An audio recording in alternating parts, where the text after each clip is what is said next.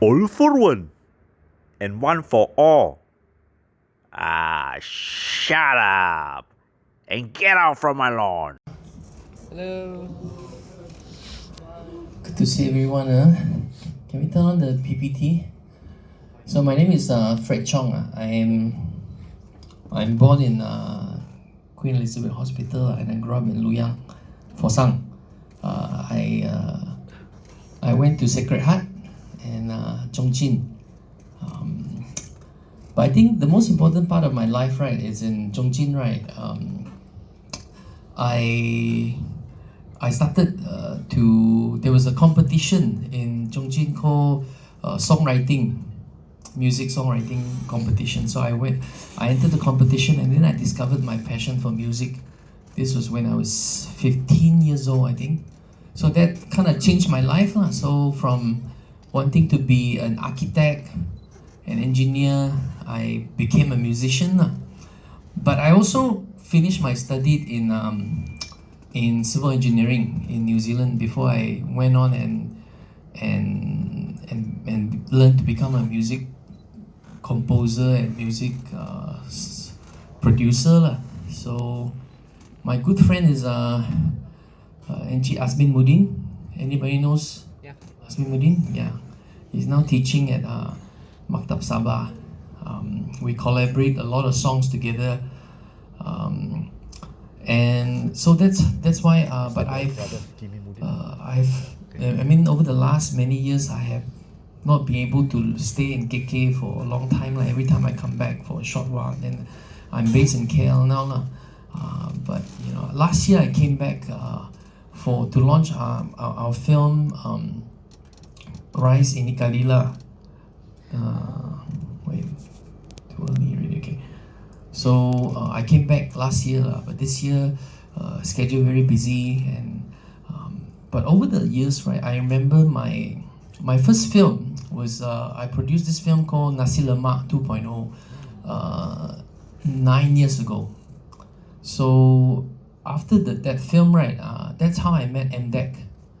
So at the time, Dato Kamil, Ismail, and many people there, they supported young producers or new producers like me.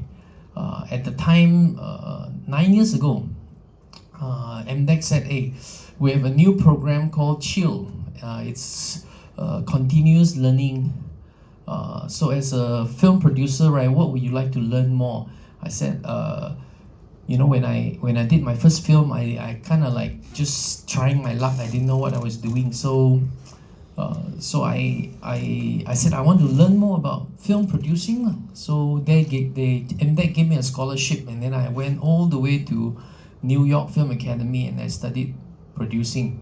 This is 8 years ago. So after that I came back, I produced more films. So this year our film is called Rahsia, and last year it was a film called Rise in Ikalila.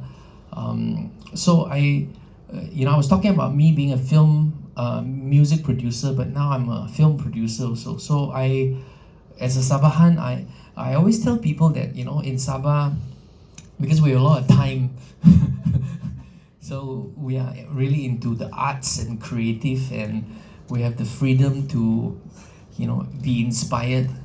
So to me, I'm always very excited about the creative process, whether it's long time ago it was always audio music, but now it's visual.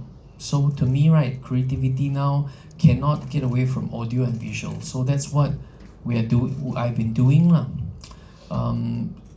So this year is my 20 year in the industry. So this year is my 20 year. I graduated 1999, so this is a special year for me. So I was asking MDEC, who are my audience here today? Of course, there would be people from the government, but from various departments, but also students and also up and coming creative young people, right? So before I start, right, I want to share with you how we became WebTv Asia. So when I finished our first film, Nasi Lemak 2.0, right? At the time, we were the first company to shoot a feature film using Canon 5D Mark II, a DSLR camera. So we were kind of the first company to try this with the support of Canon. And then of course it was very successful that many people started to buy DSLR to shoot. Now everybody uses DSLR because now it's not just HD, it's not just 2K, it can go to 4K. So today is very normal, but at the time it was quite groundbreaking. I remember premiering the DSLR film in Osaka Film Festival. Wow, they were like, they don't believe it's shot in a camera, it's a small camera. So 8 years ago I was thinking, about 7 years ago I was thinking, wait, what can we do after we've already launched a feature film? Where is the direction of Malaysia or the direction of the media, film, entertainment industry? When we did our first film, it was successful because we had this opportunity to reach out to audience. What it means, right, is my director, his name is Namewee. He was more controversial, so he didn't get radio airplay, TV airplay, mainstream media coverage. So we had to think out of the box. So at the time, lucky for us, we had very big YouTube following, we had very big Facebook following. So we tapped into the social media to promote the film. People talk about viral videos, so we have to come up with viral videos like, I want to meet the PM, or Karine, all these viral videos to get the attention of the people to be interested in the film. So we were kind of like very pioneering in the beginning to tap into social media for digital promotion. But after the film launch, right, we were thinking, what can we do next as a filmmaker or as a content creator? We can't make money from YouTube at the time because YouTube 8 years ago didn't have what you call the monetization model. So today when you click on YouTube, there's an ad that comes out. So this is how people make money today. But 7 years ago, there was no function like that. So after we did Nasi Lemak, YouTube came to us actually through MDEC. So because YouTube went to MDEC and said, we are going to turn on YouTube monetization model. Can you recommend us the right companies and right channel to do? Of course, MDEC said Astro and Media Prima, but by the way, there's a small company that has a very popular YouTube channel that you can work with also. So that's how I work with YouTube. And that month, after I signed the YouTube partnership program, we launched a song called Thai Love Song. It's a music video. And that song that month got 1 million views. 1 juta. So it was quite popular, quite viral. And that month, we received a check from Google, 1,000 USD. So that's how I got started. I was thinking, wow, because we've launched many videos on YouTube but never made any money. So that month we make 1,000. So to me, right, is if I can start a YouTube channel, every month I make 1,000. If our company can manage 100 channels, then we make 100,000 USD. Not bad. So that's how I started. We decided, okay, let's make this company more regional. So that's how 7 years ago we decided, let's call it WebTv Asia. So fast forward 7 years, here we are. So from that one channel, we became WebTv Asia. So I want to share with you how important YouTube is to our company and also to media entertainment. So right now YouTube has close to 2 billion users. On everybody, right, 6 out of 10 people actually now watch YouTube more than TV. And within the next 5 years, right, more than 50% of these people will not subscribe to any pay TV. So anybody still got Astro at home? Nobody. So that's how. So this is, I don't know whether you read the news. So the shares of Astro actually dropped more than 50%. So it's actually directly correlated with the demand and supply. So like I said, every month 8 out of 10 people watch YouTube. And the good thing about YouTube is localization. If you watch YouTube, it can be in Bahasa, it can be in Japanese, it can be in Turkish. It's just localized in so many different languages. And because of the internet connectivity, now it's connected to 95% of the global population. And many people, even my mom, says YouTube don't make money. But there's this guy made $22 million last year just by opening up some toys and say how much he liked it. So that is how YouTube is changing the world. More stats.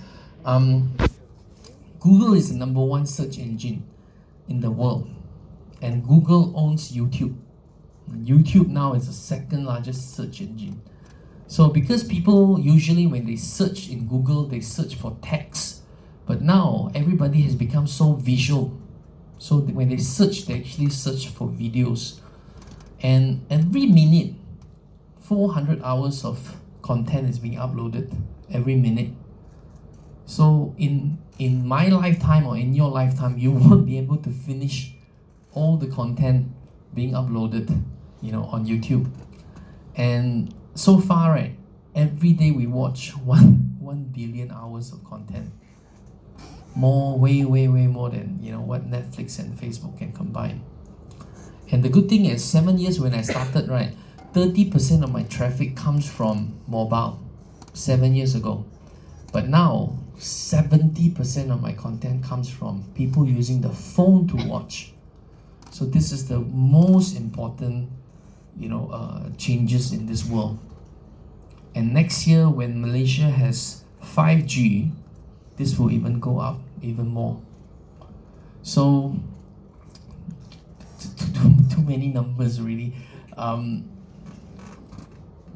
So more and more people are watching YouTube on TV. So internet is not replacing TV. They're just replacing broadcast. So people are now more and more people will have smart TV. So they will continue to watch YouTube, but now they watch it on TV. So when I was in Korea, I actually told people that K-pop stars are YouTubers. What does that mean? Because the whole world discovered K-pop not through Astro or Media Prima, it's actually through YouTube. So people like Psy, and even people like BTS and Blackpink, they are all YouTubers.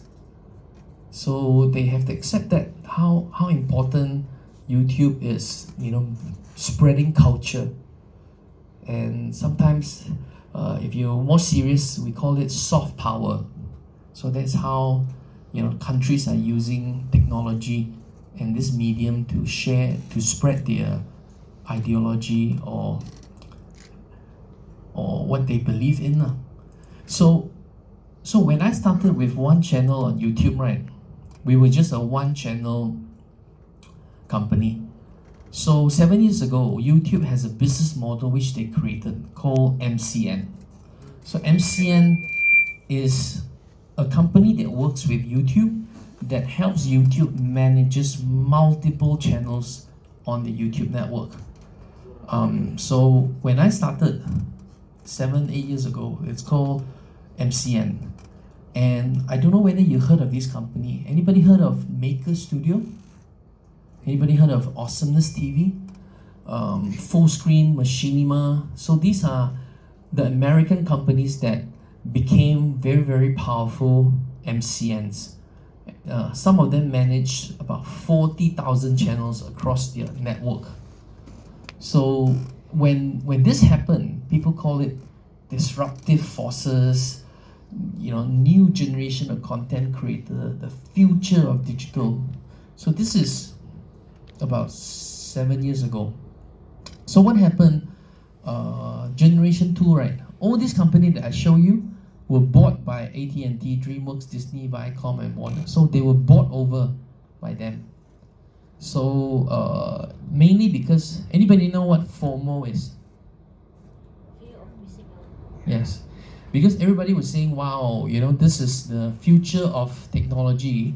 Disney will say, hey, let's not miss out, buy them first before they take over us. So they bought them. All these were bought over. But the sad thing is, they're too big to manage this new generation of content creators, because young people don't like to be, pigeonholed or controlled by the, what do you call it, they are more anti-establishment sort of people. So that marriage didn't work out. Almost all of them already, almost all the previous company here, almost all of them already closed down. But what's the difference between them and Asian MCNs like WebTv Asia? So we serve a different purpose, because countries like Vietnam, right? They didn't have a very mature broadcast environment like TV and all that. So a lot of young generations, when they consume content, the first thing they did is YouTube. So that we have a very different relationship. So for us, we play a more important role. We are more willing to invest in the future. We don't look at, 2 years you cannot make money, close it down. We don't do that. We think about long term. And you'll be very surprised. Asian millennials and mobile users are actually much more savvy than the American ones. We can use multiple apps. We can do so many features on the apps, and we can play around with our mobile. We are so good with, Facebook. We spend more time on Instagram. We're actually more savvy than our Western counterparts. So, and then of course, a lot of us want to be creators. So the key features of Asian MCNs, right? So what we do as WebTv Asia, we work with not just YouTube. We work with Facebook, Instagram. In China, we work with TikTok, Alibaba, Baidu, and all that. And because we are in Southeast Asia, right, our content and our creators are Indonesian, Taiwanese, Vietnamese, Thai, Malaysian. So we're more different language, and each country have different culture and tradition. And most of 90% of our content is non-English. And we have presence in Thailand, Vietnam, Indonesia. So we have more support and community building. And YouTube is based in Singapore, but we work very closely with YouTube to help them service the creators. And of course, being a Malaysian company, right? One of our advantages is our ability to connect with our Western partners. So we bring those kind of what already work in the West and localize it in the East. So, and we also work with TV station to actually help them, transform from broadcast to digital as well. So this is the company, WebTv Asia. And of course, fast forward 7 years, right? Today, our mission statement is, we are aiming to become the leading digital entertainment company in Asia. And we have a thing called ABC. So we want to connect audience, brands, and content within one ecosystem. That is ultimately what WebTv Asia wants to do. Our offices now in Beijing, Hong Kong, Indonesia, Japan, Korea, Thailand, Taiwan, Vietnam. My office is in KL, Kuchai Lama. So we just set up a new office in New York, in WeWork. that is to look at potential of bringing more Western content to Asia lah. So when I started, I have one channel. Namewee channel has about 60,000 subscribers 7 years ago. Today, WebTv Asia manage more than 100 channels that has more than 1 million subscribers. And if you have 100,000 subscribers or more, in YouTube we call it silver buttons and golden buttons. So we had about more than 800 channels that has more than 100,000 subscribers. Last week, one of our channel in Thailand became a diamond channel. It broke 10 million subscribers. A channel called Be The Scar. So if you combine all the channels that we work with, right, we have a reach of more than 450 million subscribers. So this is, remember when I started in 7 years ago in May 2013 to where we are now. So it's a phenomenal growth. So these are the Asian MCNs. And because we are in more than one countries, our subscribers and monthly view is more than India, Korea, Vietnam, Japan, Thailand, and all that now. So, I was talking about MCN 1.0, MCN 2.0. So for us, right, we look at MCN 3.0. What it means, right? MCN 3.0, it's not just about managing the YouTube channel. It's actually a combination of services and activities that we do that makes us very different from the Western MCN that's already closed down. So of course, the first thing is we manage many platforms.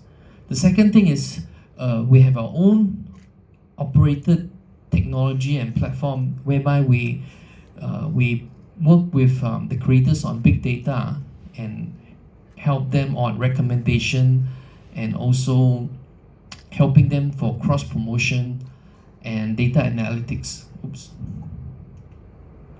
And of course, we have a digital agency. Just now when you saw the video, we work with many brands, from Dentsu, McDonald's to Japan Airline, Huawei and Samsung. So we have that part. And then of course we have a division that manages the talent. And then we have a offline team that manages the events. And finally, our production arm is the one that produces not just the short form content but also feature films. Later I will show you more of that. So again, I was talking about this ABC. So for this ecosystem to work right, you need the creator. The content is always king. So the content is always the one that drives the audience. So when the audience follow the content, the advertisers or brands will follow the audience. So when the audience starting to go to digital and don't go to Astro, then the advertisers don't go to Astro. So that's why somebody is making a lot of money. That company is called Google. So they are the kingmaker now. So then people ask me, why would 2,000 creators or 3,000 work with us? So that's why we have a philosophy of how to continue to keep or invite and attract creators to come working for us, with us. So the first thing is, I call it 3F. So creators, of course, they want to make money, but I think young creators, most importantly, they want to be famous. So if you could help them increase subscribers, media exposure, and reach out to audience, right? That's the first thing that they want. So if you can give them fame, then you give them fortune. So if they have enough subscribers, reach, right, then they will, you will be able to, work with our digital agency to actually go get brand deals, endorsements, concerts, and shows for them. So we help build the commercialization and increase revenue for them. And finally, when you're rich and famous, right, the final thing that you and I would need, right, is this so-called self-actualization. And I call them freedom of expression. So if you give them that freedom to express themselves, to be able to produce content, shoot feature films, do things that they want to do. Maybe do a video in Egypt, do a video in Japan. You can connect them, right? Then they will stay with you. So we call them, this is called the 3F philosophy of WebTv Asia. So because there's a lot of young people here today, I wanted to share with you how we see, people ask me how every month you have 5 billion views in your network. How do you keep coming up with viral videos? Of course, we say we don't come up with that. Our creators, the creative young people actually came up with that. So for us, right, we have, it's not a proven formula, but it's some sort of concept that gives us an understanding why certain videos go viral, why some videos only get 5 views. So this is an analogy that I want to share with you. When you produce a viral video, right, it means that you react. More people react to your videos. So our analogy is, this is a human body. The more you poke this person, right, the more the person will react. But it also depends on where you poke the person. So that's why it's very scientific. Of course, if you poke the person on the palm, nothing happens. But you poke on special places, right, they react more. So it actually depends on where you poke the person. But end of the day, right, the reaction is just that. The more you get this reaction, the more viral it will become. So, it's so scientific, and yet it's just this. That's how young people think today. So I want to share with you this concept that we use. It's called the 6 buttons of buzz marketing. I didn't come up with this concept. It was written by an author many years ago, based on word of mouth. So back to the buttons. The more places that you push, right, the buttons, the more they will react. So the first button we always talk about, right, is the taboo. Taboo is you produce videos or stories that normally people only talk about. For example, in the toilet. I tell you, gossip lah, taboo, or things that people don't talk about, in public. So if you produce those kind of video, then people will want to talk about it. The more you don't want people to talk about it, the more people talk about it. So that's kind of taboo lah. The second one is secret. Same thing. I tell you, this I tell you a secret, don't tell anyone. When you say don't tell anyone, right, they will tell everyone. So if you produce those kind of video, right, then it will spread even more. The third one is remarkable. Remarkable if you've seen something that is so good. For example, a 6-year-old can sing so beautifully. You just have to share it. Or someone who used just like an apple and it could peel into like a blossom flower. It's like those kind of skill that they have is so remarkable that you have to share it. I'm sure you've seen those videos, right? I'm sure you have shared it before, right? The fourth one is unusual. Unusual is normally things don't happen like that. Like for example, some UFO sightings, some unusual formation of the cloud, unusual stuff that you don't normally see. You would want to share it. So the fifth one is outrageous. Outrageous. I'm sure you've seen video where some guy jumped off from the cliff and then dropped and then didn't die, come up, or some car hit him. He fell, bounced 6 meters and then walk away. Those kind of outrageous video. Those kind of prank videos and all that, you would share it. And then finally, it's just comedy, hilarious. So these are the 6 buttons of buzz marketing. So let me give you an example of what taboo, secret, remarkable, unusual, outrageous, hilarious means. I'm sure you've seen this video before, right? This one is a funny guy that dance very funny. Nobody has danced like a horse before, or danced while riding on a horse. So it's outrageous, it's funny, but it's a fat guy, but he danced better than Beyonce. Like he's a fat guy, but he can dance so well. So he's just so remarkable, and the song is so catchy. And then you probably don't know, but Gangnam Style actually talks about people, what people does in Gangnam. People, the lady rather eat ramen so that she can afford Starbucks coffee. Those kind of secret that Gangnam, the district of Korea, and unusual. So the way they dance, the way this whole thing, I'm sure you've seen that music video, right? So it has all these elements. And when you put this together, it became the first video on YouTube to break the 1 billion video mark. And it made K-pop a global phenomenon. So my first video, has anyone seen this video? It's called Thai Love Song. So this is my first YouTube video that I make $1,000. It's about a guy who chased the girlfriend. It turns out the girlfriend is a transvestite. So very taboo, but at the same time, there's a lot of secret between these two people. And then, the song is very catchy. It's very unusual because it has some ghost stories in it. And then it's outrageous because in the end, he didn't die. And, it's just combination of all these elements. So this is my first viral video song that made me $1,000. So this is how we applied 6 buttons of buzz marketing into what we do. So what's next for us, moving forward? Before I go to here, I want to share with you what we do in Indonesia. We have the video ready, right? So WebTv Asia actually launches a digital academy. It's called Creative Academy Asia.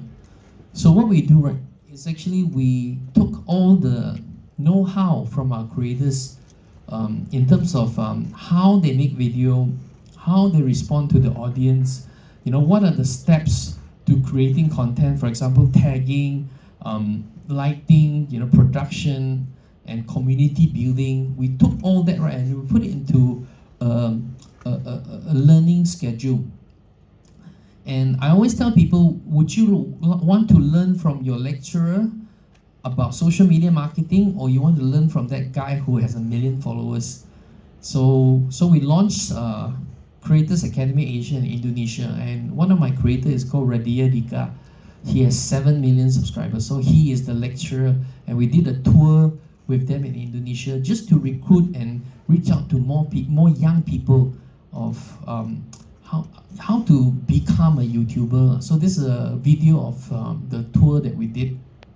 Can we play that video? Not this one, the CAA highlights. Yeah. Yes, thank you.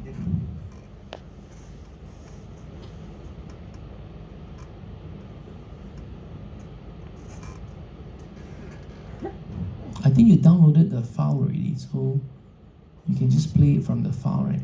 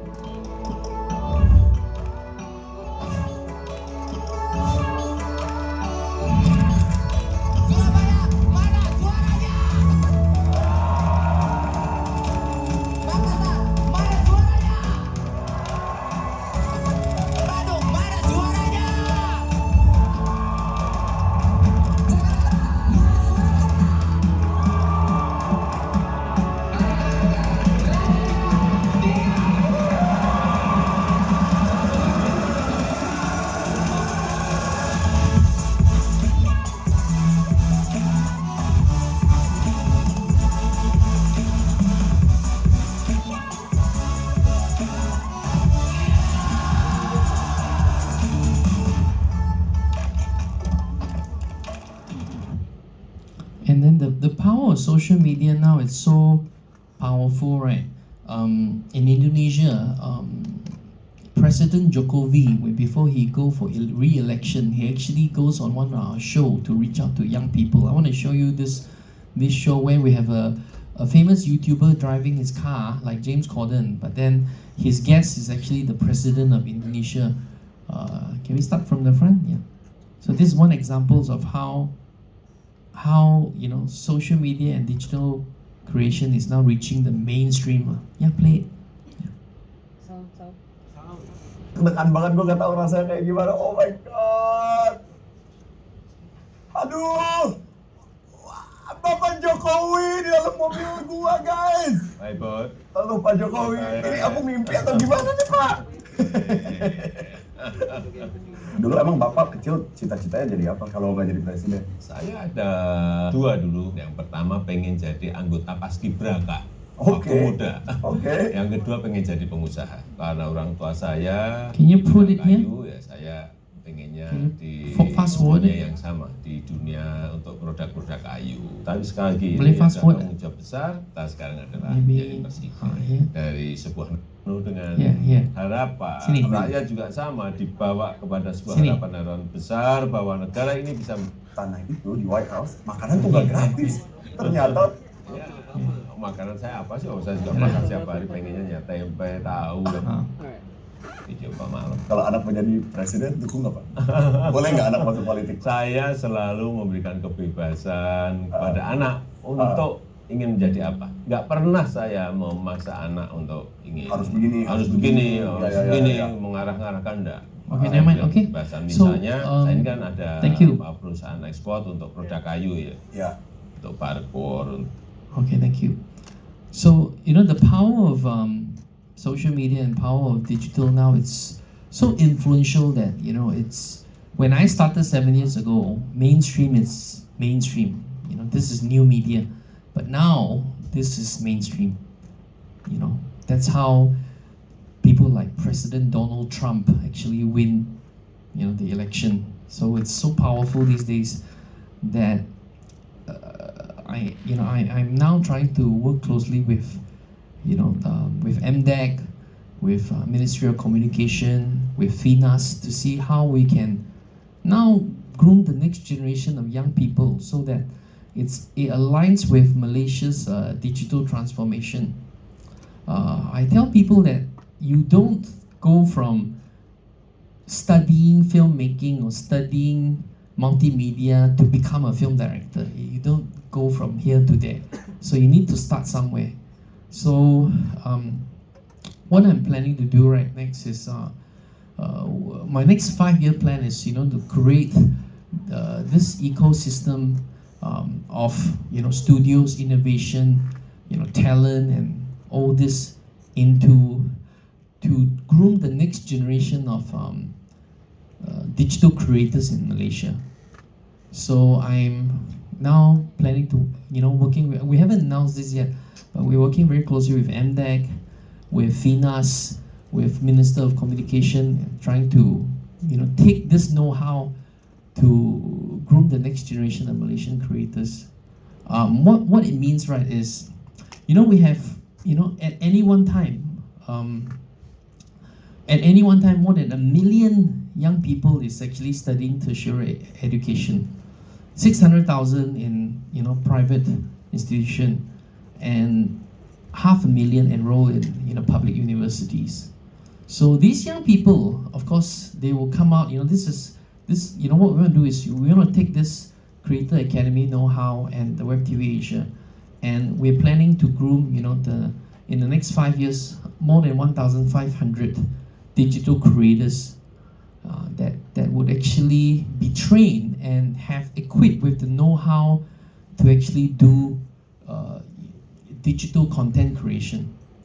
So this includes, tied up, with university and colleges, targeted, especially creative and communication students like you guys, do road shows where we will, bring together, mainstream creators, and online creators together and do sharing, and we can do internship.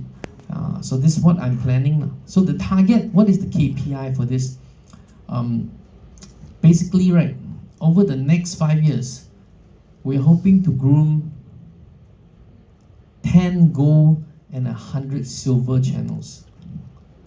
So 10 goal means each goal is 1 million subscriber. So my target is to build 10 Malaysian 1 million subscriber channel over the next 5 years and 100 silver.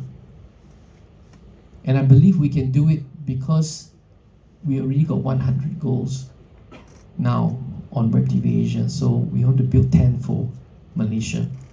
So I'm hoping, out of 10, at least one comes from Sabah.